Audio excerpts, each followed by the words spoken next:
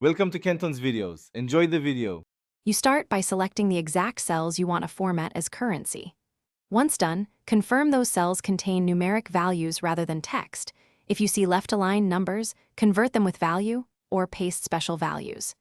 Make sure you have edit access to the sheet so settings can change. Next, open the Format menu, that's where the currency tool's live, and prepare to apply a locale-aware format so symbols and decimals match your target currency. Once the Format menu is open, go to Number, then More Formats and choose More Currencies.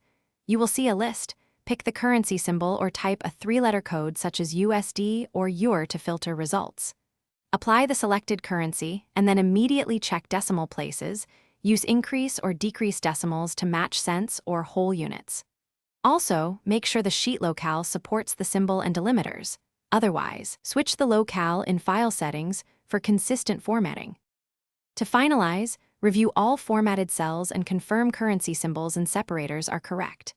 If symbols or comma versus period placements look wrong, change the sheet locale in File Settings and reapply the currency format so Google Sheets uses the correct conventions. If some cells stayed as text and didn't update, coerce them to numbers with value, or by multiplying by 1, then reformat. Quick troubleshooting tip: if formatting fails, duplicate the sheet and retry there to isolate sheet. Thanks for watching. Consider subscribing if we helped you.